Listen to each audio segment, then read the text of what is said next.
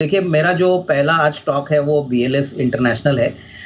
कल ही कंपनी ने एक अनाउंसमेंट की है कि टर्की की एक कंपनी है आई डेटा, इसको इन्होंने 450 करोड़ में खरीदा है। अब इस कंपनी की थोड़ी बहुत फाइनेंशियल्स की बात करें तो लास्ट ईयर इन्होंने 180 करोड़ पे करीबन 94 करोड़ का कामकाजी मुनाफा किया था, तो कंपनी बिल्कुल प्रॉफिटेबल है। कंपनी ने ये भी कहा है कि पहले दिन से ही ये ईपीएस एक्रेटिव डील होगा।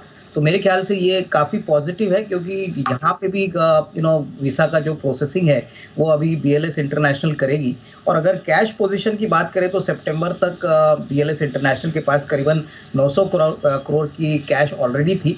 और सबसे बड़ी बात अनिल जी, जैसे हमने आपके शो पे पहले भी कहा है कि ये एक ऐसी कंपनी है जहाँ पे ये एसेट लाइट मॉडल ऑपरेट करते हैं और करीबन 250 से 270 करोड़ हर साल ऑपरेशनल कैश फ्लो जनरेट करते हैं और बिल्कुल कर्जा नहीं है। तो ये कंपनी का बहुत ही एक अच्छा पॉजिटिव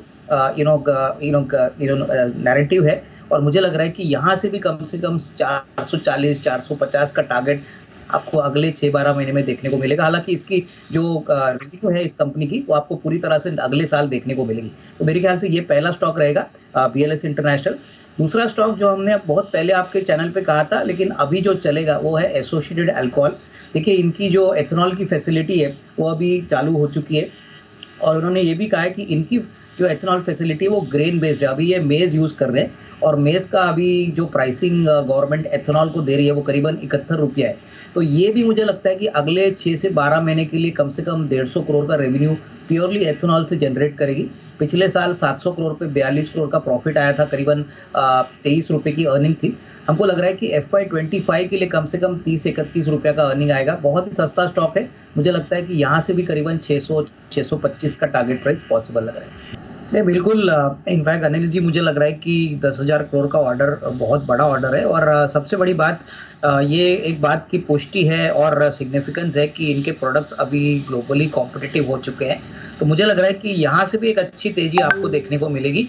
हालाँकि इसका जो रेवेन्यू रिकग्निशन है वो कैसे होगा, कितने समय में ये ऑर्डर एग्जीक्यूट होगा, वो मेरे ख्याल से मार्केट्स अभी क्लोजली वॉच करेगा। But definitely even current levels पे अगर कोई खरीदना चाहे तो डेफिनेटली इसमें अच्छा रिस्क रिवॉर्ड बन सकता है। आई थिंक टाइम फ्रेम आपको थोड़ा-सा लंबा रखना है, क्योंकि स्टॉक निचले लेवल से काफ़ी भाग चुका है। तो 12 से 15 महीने की अगर किसी को टाइम फ्रेम है तो डेफिनेटली अच्छा इन्वेस्टमेंट ग्रेड वाला काउंटर है और इसमें इन्वेस्टेड रहे।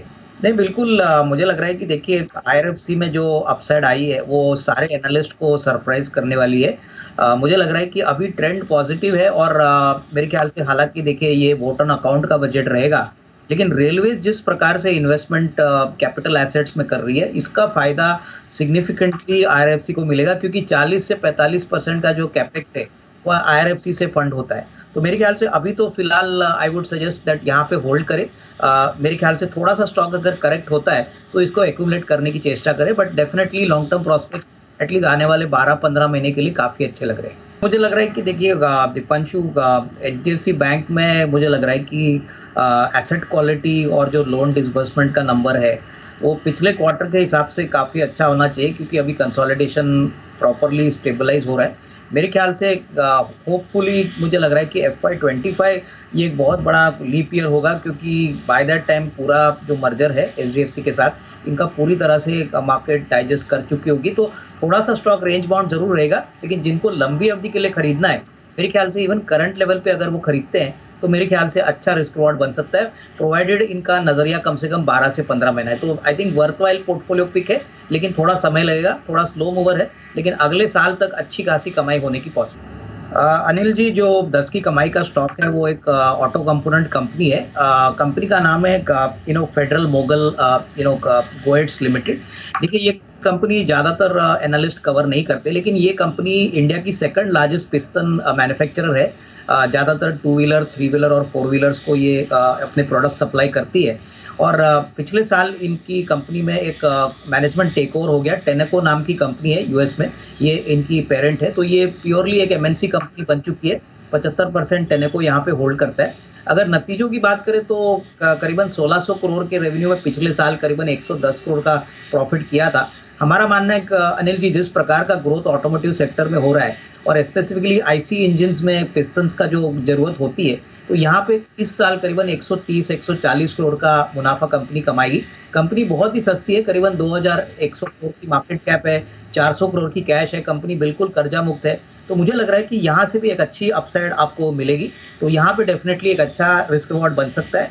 करंट प्राइस 387 है, हमको लग रहा है कम से कम 450 460 के लिए अगले 12 महीने में टारगेट।